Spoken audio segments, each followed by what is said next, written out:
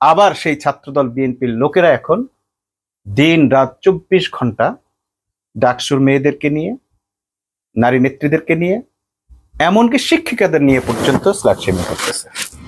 আবার যখন তিনি বোরকা পড়তে শুরু করেছেন, বোরকাও না শুধু হিজাব পড়তে শুরু করেছেন, তখন তাকে সংবাদ মাধ্যমে প্রশ্ন করে বিব্রত করছেন কাজী জেসিন, যিনি বিএনপি নেতা, ময়মনসিংহের একজন নেতার মেয়ে।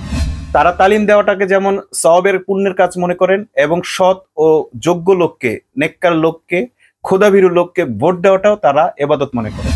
ঢাকা বিশ্ববিদ্যালয়ের শিক্ষিকা শেহরিন মোনামির কি এমন অপরাধ ছিল আমরা জানি না, কিন্তু একদল মানুষ, এই একদল মানুষের মধ্যে অনেক রকমের মানুষ আছে, সে মানুষগুলো শেহরিন ম্যাডামের পেছনে লেগেছেন, ভয়ানক ভাবে তার পেছনে লেগেছেন, তাকে স্ল্যাট শেমিং করছেন। একজন শিক্ষিকা, তার অপরাধ হচ্ছে তিনি ঢাকা বিশ্ববিদ্যালয়ের একজন ছাত্রের পক্ষে কথা বলেছিলেন এবং তিনি বলেছেন ও যদি শিবির হয় তারপরও আমি ওর পক্ষে কথা বললাম এবং বলবো, কারণ ওর মতো মেধাবী, ওর মতো ভদ্র ছেলে আর হয় না। অর্থাৎ সাদাকে সাদা বলা, কালোকে কালো বলার কারণে আজকে শেহরিন ম্যাডামকে নিয়ে এই ধরনের নোংরা চর্চা করছে বিএনপি এবং তার অঙ্গ সংগঠনের যে যেখানে আছে, আন্ডা বাচ্চা, বুড়ো, বৃদ্ধ, এমনকি এই সাংবাদিকরা পর্যন্ত, বিএনপি মনা সাংবাদিকরা পর্যন্ত স্ল্যাট শেমিং করছে।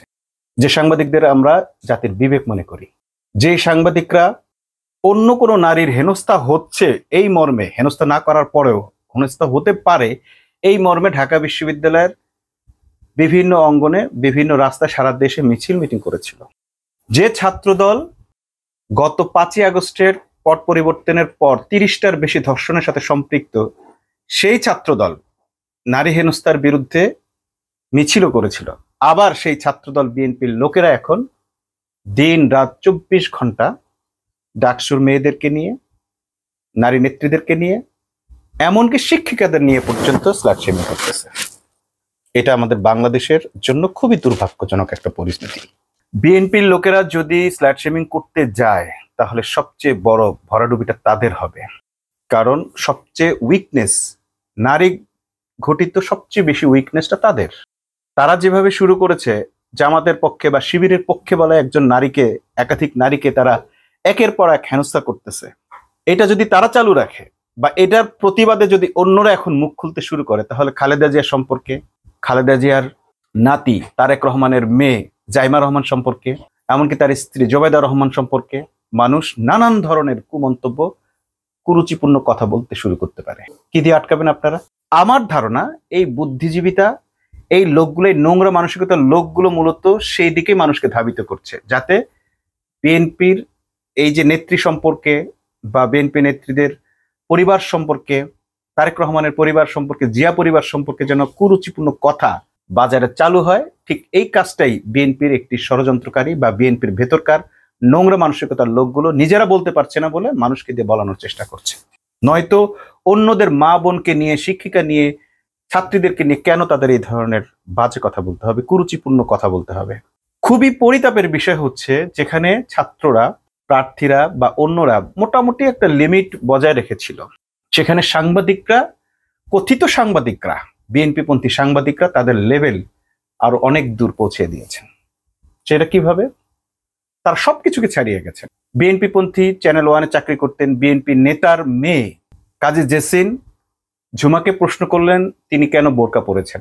তিনি যে অ্যাঙ্গেলে প্রশ্নটা করেন না কেন, একজন মেয়ের পোশাক নিয়ে তার কি প্রশ্ন করাটার কোনো ধরনের এখতিয়ার ছিল? ঝুমা সেটাকে মাইন্ড না করে বা বিব্রত বোধ না করে প্রশ্নের উত্তর দিয়েছে, কিন্তু তার চেহারা দেখে আমরা বুঝেছি যে প্রশ্নের উত্তর দিতেও তাকে বিব্রত বোধ করতে হয়েছে।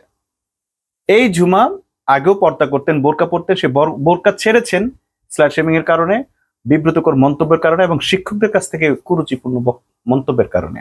আবার যখন তিনি বোরকা পড়তে শুরু করেছেন, বোরকাও না শুধু হিজাব পড়তে শুরু করেছেন, তখন তাকে সংবাদ মাধ্যমে প্রশ্ন করে বিব্রত করছেন কাজী জেসিন, যিনি বিএনপি নেতা, ময়মনসিংহের একজন নেতার মেয়ে, যিনি বিএনপির তারেক রহমান এবং গিয়াসউদ্দিন আল মামুনের চ্যানেল 1-এর প্রেজেন্টার ছিলেন। এরপর কি ঘটনা ঘটলো? কাজী জেসিনকে নিয়ে অনেক ধরনের চর্চা শুরু হয়ে গেল। তিনি অমুকের বেড পার্টনার ছিলেন, তমুকের এই ছিলেন সেই ছিলেন, এসব কুরুচিপূর্ণ কথাও ফেসবুকে ছড়ানো শুরু হলো। সত্য মিথ্যা যাই হোক, গুজব তো ছড়ানো যাই। তো এখন এই যে পরিস্থিতিটা তারা তৈরি করলেন, অর্থাৎ অন্যকে আঘাত করে নিজের দিকে সেটা টেনে নিয়ে আসলেন, এই কাজটাকে তাদের করার প্রয়োজন ছিল? কেন ঝুমার বোরকা নিয়ে তাকে প্রশ্ন করতে হবে? আপনি সাংবাদিক, আপনি আরেকটা মেয়ের পোশাক নিয়ে, ঝুমা যদি আপনাকে প্রশ্ন করে যে আপনি কেন পর্দা করেন না মুসলমান হয়ে, এইটা নিয়ে কিন্তু বড় ইস্যু হয়ে যেত। হ্যাঁ, পর্দা করা না করা তো আমার নিজস্ব ব্যাপার, ব্যক্তিগত ব্যাপারে কেন হাত দিল? কিন্তু সেই কাজে জেসিন কিন্তু তার পর্দা নিয়ে প্রশ্নটা করেছে, সুন্দরভাবে উপস্থাপনা করেছে, সেটা গেল। এবার একজন সাংবাদিক কি করেছে দেখেন, মুস্তফা খন্দকার বা খন্দকার মুস্তফা, ঘোড়ার আন্ডা যাই কিছু হোক, এই কালপ্রিট করেছে কি, এটা কি বলবো, এটা কি সাংবাদিক বলবো না অমানুষের বাচ্চা বলবো? আমার মুখে আর আসলে কোনো ভাষা আমি আনতে পারছি না। জ্যাকব মিল্টন হলে এই লোকটাকে উলঙ্গ করে ছেড়ে দিতে পারত, কিংবা যদি বিএনপি পন্থী সাংবাদিক না হতো তাহলে মির্জা ফখরুলের যে জামাই আছে, যার মুখের ভাষা পৃথিবীর সবচেয়ে জঘন্য ভাষা, সেফুদার পরে যদি কারো ভাষা জঘন্য হয়ে থাকে তাহলে হচ্ছে সে মির্জা ফখরুলের জামাতা। তো বাইরে বসে সে ভাষার ঘৃণিত ভাষা চর্চায় খুব এগিয়ে আছেন, ফার্স্ট তিনি বলা চলে। তো সেই লোকটা যদি এই খন্দকার মুস্তফা যদি বিএনপি প্রতি সাংবাদিক না হতো তাহলে তাকে নানাভাবে তিনি অ্যাটাক করতেন, তার সে নোংরা ভাষা দিয়ে অ্যাটাক করতে পারতেন, নোংরা ভাষার বিনিময়ে নোংরা ভাষা দিতে পারতেন। কিন্তু আমরা এখনো সেই ধরনের কাউকে দেখিনি অ্যাটাক করতে। তো এই খন্দকার মুস্তফা খন্দকার, সে যেটা করেছে সেটা হচ্ছে যে ঢাকা বিশ্ববিদ্যালয়ের এই শাহের ম্যাডামের, মোনামি ম্যাডামের ছবি বিকৃত করেছেন, এডিট করে সেটাকে প্রচার করেছেন ফেসবুকে, যে শেহরিন ম্যাডাম নাকি বিকিনি পরে সমুদ্রে গেছেন গোসল করতে। তিনি হয়তো বলতে পারেন আমি ভুল করেছি, ভুল বুঝেছি, বা অন্যকে আমাকে প্ররোচিত করেছে, আমি বুঝতে পারিনি, এটা তার নয়। স্পষ্ট বোঝা যায় যে এটা একটা এডিটেড ছবি। একটা মানুষের একটা লেভেল থাকে যে সে কোথায় কোন পর্যন্ত নামতে পারে। একটা ছবি দেখলেই, আজকে যদি আপনারা মনে করেন যে ডাক্তার শফিকুর রহমানের সঙ্গে একটা মেয়ের সাথে যে ক্লোজ রিলেশন কিছু ছবি বের হয়েছিল, ভিডিও, এগুলো সবাই বুঝছে যেগুলো ফেক। আপনারাও বুঝছেন যে শেহরিন ম্যাডামের এটা ফেক। আজকে যদি খালেদা জিয়ার এরকম কোনো ছবি পাইতেন, আপনারা কি বুঝতেন না যে এটা ফেক? নিঃসন্দেহে আপনারা জুবেদা রহমানের কোনো ছবি পেলে আপনারা ধরে নিতেন এটা ফেক। কিন্তু শেহরিন ম্যাডামের এটা ফেক বুঝেই এবং আপনারা এই ছবিটা এডিট তৈরি করেই কাজটা করেছেন। কারণ সে শিবিরের পক্ষে অবস্থান নিয়েছিল, সত্যের পক্ষে অবস্থান নিয়েছিল, সাদাকে সাদা বলেছিল। সে বলেছিল মহি আমার ছাত্র, এত মেধাবী, এত ভালো ছেলে আর হয় না, সে যদি শিবির করে তবুও সে ভালো। এই হচ্ছে তার অপরাধ।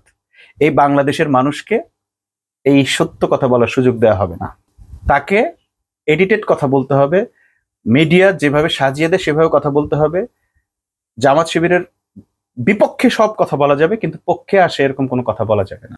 আরেকটা বিশেষ জিনিস আজকে দেখলাম, সেটা হচ্ছে যে যমুনা টেলিভিশনে একজন মহিলা মাদ্দিয়া মমতাজ, তাকে জামাত সম্পর্কে অনেকগুলো প্রশ্ন করা হয়েছে, অসাধারণ সব উত্তর তিনি দিয়েছেন। তালিমের নাম করে ভোট চাওয়া, তালিমের নাম করে ভোট, এটা বলবেন না, বা তালিম হচ্ছে। হ্যাঁ, এখন আমি তালিমের কথা বলতে গিয়ে এরপর আমি রাজনৈতিক কথাও বললাম, সেটি আসলে বলার সুযোগ আছে কিনা, এটিকে এক ধরনের দ্বিচারিতা বলে কিনা, বলা যায় কিনা? আসলে সমস্যাটা কোথায়? মানে একদিকে আপনি ইসলামের প্রচারের জন্য যাচ্ছেন, এরপরে আবার সেখানে রাজনীতিক একটি পক্ষ নিচ্ছেন। জামাত যে দাওয়াতটার কথা মানুষকে বলে সেটা হচ্ছে, আপনি যদি আমাকে পছন্দ করেন এবং দায়িত্ব দেন তাহলে আমি ইসলামের আলোকে, আমি ইসলামের আলোকেই আপনার সমস্যাগুলো সমাধানের চেষ্টা করব। এইটার জন্য তো তার নতুন করে কোনো লেবাসের দরকার নেই। জামাত সম্পর্কে কাউকে প্রশ্ন করে বিব্রত করার জন্য, অর্থাৎ উত্তর জানা থাকলো, যেমন তাকে প্রশ্ন করা হয়েছে জামাত কি তাহলে, জামাত কেন তালিমের নামে রাজনীতি করছে? সে যা আছে সেটাই যথেষ্ট। ইসলাম প্রচার করতে গিয়ে রাজনীতির ভোট চাওয়া, আমি বলছি সেটির কথা, যে ইসলাম আর রাজনীতিকে তো জামাত আলাদা করে দেখছে না। আচ্ছা, ঠিক আছে, জামাত ইসলামের মাধ্যমেই রাজনৈতিক সমস্যাগুলো সমাধান দেখছে। তালিম করার নাম করে সেখানে ভোট চাইছে কেন? এটা কি জায়েজ আছে কিনা, বা এটা করা যায় কিনা? এটা দ্বিচারিতা। উপস্থাপকের ভাষা এটা নাকি দ্বিচারিতা। জামাতের রাজনীতিটা কি? মাদ্দিয়া মমতাজ খুব স্পষ্টভাবে উত্তর দিয়েছেন যে জামাতের রাজনীতিটাই হচ্ছে ইসলামী রাজনীতি, অর্থাৎ রাজনীতি এবং ধর্মকে তারা আলাদা করে দেখেন না, ধর্মীয় কাজ রাজনৈতিক কাজ তারা একই মনে করেন। তারা তালিম দেওয়াটাকে যেমন সওয়াবের পুণ্যের কাজ মনে করেন, এবং সৎ ও যোগ্য লোককে, নেককার লোককে, খোদাভীরু লোককে ভোট দেওয়াটাও তারা ইবাদত মনে করেন। তাহলে তারা যদি কোনো প্রোগ্রামে গিয়ে, তালিম প্রোগ্রামে গিয়ে মসজিদে বসে এই নসিহত মানুষকে করেন যে আপনারা, আপনাদের ভোট একটি আমানত, মহান আল্লাহ তাআলা এই আমানতকে সুরক্ষা করার জন্য বলেছেন, প্রত্যেক মুসলমানের উচিত তার আমানত যেন সে সুরক্ষা করে, তা না হলে তার সে আমানত সম্পর্কে সে জিজ্ঞাসিত হবে, খেয়ানতকারী জাহান্নামে যাবে। এবং আপনারা আপনাদের ভোটটি এমন কাউকে দিবেন সেটি যেন কোনো চাঁদাবাজকে না দেওয়া হয়, সেটি যেন কোনো ধর্ষককে দেওয়া না হয়, সেটি যেন কোনো চোর বাটপার লুটপাটকারী বিদেশে পাচারকারী বা দেশের ক্ষতি করে এরকম কোনো লোককে না দেওয়া হয়। সৎ, যোগ্য এবং খোদাভীরু লোককেই যেন ভোট দেওয়া হয়। এমন ওয়াজ যদি করেন, কোরআনের এই বাণীগুলো যদি পৌঁছে দেন, তাহলে আপনি সেটাকে কি বলবেন? সেটাকে কি কোরআনের তালিম বলবেন না রাজনীতি বলবেন? আপনি দুটোই বলেন, দুটোই জায়েজ। যে রাজনীতির সাথে ইসলামের সরাসরি সম্পৃক্ত, যারা ইসলামের জন্য রাজনীতি করছে, যুগ যুগ ধরে তারা ইসলাম নিয়ে রাজনীতি, ইসলামের রাজনীতি করার কারণে তারা কখনো ভিন্ন পথে ক্ষমতায় যাচ্ছে না, অন্যায়ভাবে ক্ষমতায় যাচ্ছে না। তারা অন্যকে, অর্থাৎ তুলনামূলকভাবে ইসলামের কম শত্রু বা ইসলামের কিছুটা হলে উপকার হতে পারে এইরকম চিন্তা করে কোনো দলকে নিঃস্বার্থভাবে সমর্থন দিয়েও হলেও একটু ইসলামের উপকার করতে চায়, ইসলামের কল্যাণ করতে চায়, মানুষের জনকল্যাণ করতে চায়। তো সেই তারা এত স্যাক্রিফাইস করার পরে যেভাবে রাজনীতি করে আসছে আজ পর্যন্ত, শুধুমাত্র তাদের ইসলামী রাজনৈতিক বয়ানের কারণেই বিশ্বের কাছে, আন্তর্জাতিক মহলের কাছে, ইন্ডিয়ার কাছে তারা শত্রু পরিগণিত হয়েছে। তাদেরকে আর কোনো অপবাদ দিতে না পেরে রাজাকার, যুদ্ধাপরাধী ইত্যাদি সাজিয়ে তাদেরকে হত্যা করা হয়েছে। তো সেই তারা এত কিছু নির্যাতন সহ্য করেছেন যে রাজনীতি প্রতিষ্ঠার কারণে, যে ইসলামী রাজনীতিক প্রতিষ্ঠার কারণে, তারা কি আজকে সেই ইসলামী রাজনীতির কথা মসজিদে বলতে পারবে না, বয়ানে বলতে পারবে না, তালিমে বলতে পারবে না? তাহলে তাদের রাজনীতিটা কি? তাদের রাজনীতি তো আমার দলে আসো, 500 টাকা নাও, এটা নাও, ওইটা নাও, তারপরে ভোট দেওয়ার জন্য, এটা তো তাদের রাজনীতি না। তাদের ফুল রাজনীতির ফরম্যাট তো আলাদা। তারা চায় মানুষকে তাদের দলে অন্তর্ভুক্ত করে তাদেরকে নানা ধরনের প্রশিক্ষণ দিয়ে, তাদের অন্তর পরিশুদ্ধির মাধ্যমে, তাদের চরিত্র বদলানোর মাধ্যমে তাদেরকে যোগ্য মানুষ রূপে গড়ে তুলতে। একটা ভোট নিয়ে তাকে ছেড়ে দেওয়া, তার জান্নাত জাহান্নাম নিয়ে না ভাবা, আখেরাত পরকালের কল্যাণ কোনোটাই না দেখা, এটা আসলে জামাতের রাজনীতি। জামাত বলতেছে যে আমরা দুনিয়াবী কল্যাণ এবং আখেরাতের মুক্তি দুটোই যেন আমার কর্মীরা, আমার ভোটাররা, আমার সমর্থনকারীরা অর্জন করতে পারে, বাংলাদেশের মানুষ যেন এটা অর্জন করতে পারে, আমরা সেই দাওয়াতটা দিচ্ছি। যেটা তাদের থিম হচ্ছে পবিত্র কোরআন থেকে, রব্বানা আতিনা ফিদ দুনিয়া হাসানাতাও ওয়া ফিল আখিরাতি হাসানাতাও ওয়া কিনা আযাবান নার। দুনিয়াবে কল্যাণও চাই, আখিরাতের মুক্তি চাই, কল্যাণ চাই এবং জাহান্নাম থেকে বাঁচতে চাই। তাহলে দুনিয়াবী কল্যাণের জন্য আপনাকে দুনিয়াবীর রাজনীতি করতে হবে, আবার আখিরাতের মুক্তির জন্য আপনাকে নিয়তের পরিশুদ্ধতা লাগবে এবং কল্যাণমুখী রাজনীতি করতে হবে। চুরি বাটপারি, খাম্বা চুরি বলেন, এতিমের টাকা চুরি বলেন, কিংবা পাথর চুরি বলেন, হ্যাঁ, চাঁদাবাজি বলেন, অন্যের হক নষ্ট করা বলেন, এসব করা যাবে না। এটা বলা কি অন্যায় হবে? উভয় জগতের, দুনিয়ার এবং আখেরাতের উভয় কল্যাণের কথা যদি বলা হয়, যেটা কোরআন বলে দিয়েছে, প্রত্যেক দিন আমরা মুনাজাতে যেটা বলি, তো সেইটা যদি তালিমে বলা হয়, এটা অন্যায় হয়ে যাবে? আপনাদের কাছ থেকে এই অন্যায় বয়ান শুনতে হবে? যারা কখনো কোরআন শরীফ পড়েন কিনা জানি না, পড়লেও যদি পড়ে থাকেন তাহলে আপনাদের তো এগুলো অনুধাবন করা উচিত। এই একটা মুনাজাত আপনারা অনুধাবন করেন। আপনারা তো মুসলমান। জামাতকে প্রশ্ন করেন তাদের মেয়ে প্রার্থীদের ঝুমার পর্দা ছিল না কেন, ওইটা সেটা হ্যান, ঝুমার যখন পর্দা ছিল না সেটা নিয়ে প্রশ্ন, ঝুমা যখন আবার হিজাব পড়ছে সেটা নিয়ে প্রশ্ন। কেন আপনাদের তো প্রশ্ন তাদেরকে নিয়ে? আপনারা কিভাবে চলেন? আপনাদের নেত্রীদের বয়স 70-75 হয়ে যাওয়ার পরও তো আপনারা পর্দার মধ্যে আনছেন না বা বলছেন না। তাহলে অন্যদের নিয়ে কথা বলবেন কেন? তারা মুসলমান, তারাও মুসলমান, আপনিও মুসলমান, তারা ইসলামিক দলের বলে তাদেরকে সব প্রশ্নের জবাব দিতে হবে কেন? সেই মার্দে মমতাজ প্রত্যেকটা প্রশ্নের উত্তর দিয়েছেন। উপস্থাপক বলছেন এটা দ্বিচারিতা, কিন্তু মার্দে মমতাজ স্পষ্ট ভাষায় বলেছেন এটা দ্বিচারিতা নয়, বরং এটাই যে আমাদের রাজনীতি। তারা ধর্ম এবং রাজনীতিকে আলাদা করে দেখেন না। দ্বিতীয় আরেকটি প্রশ্ন ছিল শরিয়া আইন নিয়ে, যেটি কাজী জেসিনেরও দেখলাম প্রচুর প্রশ্ন, শরিয়া আইনটি কিভাবে হবে। এখানেও মার্দে মমতাজ অসাধারণভাবে উত্তর দিয়েছেন।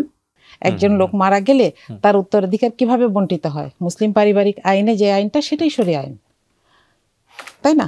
আচ্ছা, এখন আপনি যদি শরিয়া আইনে মনে করেন যে একটা মানুষ চুরি করলেই তার হাত কেটে দেওয়া হবে, হ্যাঁ, এইটার বাস্তবায়নের জন্য হ্যাঁ ইসলাম এই সমাধান দেয়, কিন্তু ইসলামী ইতিহাসে এইটার বাস্তবায়নের জন্য 20 বছর সময় নেওয়া হয়েছিল। তার আগে সোসাইটাল সিস্টেমকে এমন একটা জায়গায় নিয়ে যাওয়া হয়েছিল যেন কোনো মানুষকে অভাবের তাড়নায় চুরি করতে না হয়। শরিয়া আইনটা বাস্তবায়ন, যেমন কেউ কেউ মনে করে শরিয়া আইন, মার্দে মমতাজ বলেছেন বাংলাদেশে অলরেডি অনেকগুলো শরিয়া আইন আছে, যেমন মুসলিম পারিবারিক ল, যেটা যেমন উত্তরাধিকার আইন, একেবারে হুবহু শরিয়া আইন আছে, এখানে বিবাহের আইন শরিয়া আইন আছে। এবং হত্যার শাস্তি সেটাও সর্বোচ্চ শাস্তি মৃত্যুদণ্ড আছে, সেটাও কোরআনের আইন আছে। ক্ষমা করে দেওয়ার অপশন আছে, সেটাও কোরআনে আছে। অর্থাৎ শরিয়া আইন কিন্তু অলমোস্ট আছে। যেখানে শরিয়া আইনটা নেই, যেমন চুরি করলে হাত কাটা, এইটা শরিয়া একদিনে বাস্তবায়ন করার কথা বলে নাই, অন্তত 20 বছর সময় নিয়েছে এই আইনটি বাস্তবায়ন করার জন্য। এবং সেটি এখন যে কাউকে যেন তার আগে সেই সমাজটা নিশ্চিত করেছে ইসলাম, যে সমাজে আর কোনো মানুষের অভাব থাকবে না। অর্থাৎ অভাবে পড়ে যেন কাউকে চুরি করতে না হয়, এবং এরপরে অভাবে না পড়ে, অর্থাৎ রাজনৈতিক ব্যক্তিরা যেভাবে কোটি কোটি হাজার হাজার কোটি টাকা চুরি করেন, পাচার করেন, এটার জন্য হাত কাটা শাস্তি হবে বলে আসলে তাদের এই প্রশ্নটা। কিন্তু অভাবে পড়ে, অর্থাৎ মানুষের অভাব দূর করার আগে এই শাস্তি কার্যকর করা হবে না, এবং সেটা ইসলামও করে নাই, আল্লাহ রাসূলও করেন নাই। এই আইন কার্যকরের জন্য 20 বছর সময় নেওয়া হয়। যদি তা না হতো, তাহলে ইসলামী আইন এটা নাজিল হওয়ার পরে ঘরে ঘরে হাত কাটা লোক পাওয়া যেত, কিন্তু সেটি পাওয়া যায়নি, কারণ সে ব্যবস্থা ইসলামী সমাজ ব্যবস্থা করা হয়েছে। এখন আপনারা ইসলামী শরিয়া বলতে শুধু হাত কাটার শাস্তিটাকেই বুঝান। মার্দে মমতাজ স্পষ্টভাবে বললেন যে শুধু আপনারা কেন এটাই বুঝান, ইসলাম যে এটা নিশ্চিত করতে বলেছে যে কারো অভাব থাকবে না। হযরত ওমর রাদিয়াল্লাহু তাআলা আনহু যে বলেছে যে একটা কুকুর যদি ফোরাতের তীরে না খেয়ে মারা যায়, আমি ওমর তার জন্য কৈফিয়ত দিতে বাধ্য। তাহলে আপনারা সেই অভাব দূরীকরণ শরিয়া আইন এর মানে হচ্ছে ওই আইনের আওতায় যারা থাকবে তাদের কোনো অভাব থাকবে না, তাদের চুরি করার মতো কোনো আর্থিক অবস্থা থাকবে না, তাদের চুরি করতে হবে না। এবং সেই আইন, সেই শরিয়া আইন অবশ্যই ইসলামী দল জামাত ইসলাম এরা প্রতিষ্ঠা করতে চায়, এবং সেটাই আসলে ইসলামী আইন। শুধু হাত কেটে দেওয়াটা ইসলামী আইন নয়। ইসলামকে মানুষের কাছ থেকে দূরে সরাবার জন্য, মানুষকে মিসগাইড করার জন্য যারা এসব প্রশ্ন করেন এবং বিভ্রান্তি ছড়ান, তাদেরকে সতর্ক হওয়া দরকার। কারণ শুধু রাজনৈতিক বা টকশো করাটা আপনাদের আসলে পেশা নয়, আপনাদের দায়িত্ব হচ্ছে সত্যটা মানুষের কাছে তুলে ধরা। আর ইসলাম একটি জামাত ইসলাম ইসলাম প্রতিষ্ঠা করতে পারবে কি পারবে না সেটি তারা ক্ষমতায় আসার পর আমরা সেই বিশ্লেষণে যাব বা তাদের ভুল ত্রুটিগুলো ধরবো। তার আগে যদি আপনারা জামাত ইসলামের বিরোধিতা করার খাতিরে বা করার কারণে যদি আপনারা ইসলামের বিরোধিতা করেন, শরিয়া আইনকে এইভাবে ম্যানিপুলেট করেন, মানুষের সামনে নোংরাভাবে উপস্থাপন করেন, তাহলে তার জন্য অবশ্যই আপনাদেরকে কৈফিয়ত দিতে হবে। এবং এটা মনে রাখবেন যে এটা আল্লাহর কাছে কৈফিয়ত দিতে হবে।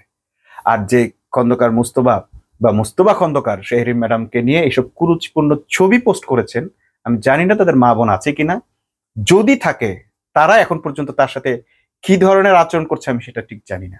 তবে ভালো খবর হচ্ছে শেহরিন ম্যাডাম এবং ডাকসু নেতৃবৃন্দ, ছাত্র নেতারা, উম্মে সালমা, ঝুমা নিজে গিয়ে শাহবাগে এই মামলাটি করেছেন সাইবার ট্রাইব্যুনালে, এবং সেটি ডিবির হাতে হস্তান্তর করা হয়েছে। পুলিশ কথা দিয়েছে, প্রশাসন কথা দিয়েছে যে অবশ্যই নারীর সঙ্গে এই ধরনের ব্যবহারকারী, হেনস্থাকারী, বিকৃত ছবি ও ভিডিও যারা মেকিং করছে এবং প্রচার করছে এবং সেটা নিয়ে যারা উল্লাসে মেতে উঠছে, অর্থাৎ নারী হেনস্থায় যারা জড়িত, তাদের প্রত্যেকের শাস্তির আওতায় আনা হবে।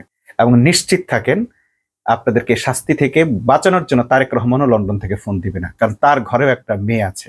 অতএব যারা এই কাজগুলো করেছেন দলকে খুশি করার জন্য কিংবা একটি দলের কর্মী হওয়ার কারণে, একটি দলের সাংবাদিক হওয়ার কারণে যারা করেছেন, তারা তৈরি থাকুন। আল্লাহ হাফেজ।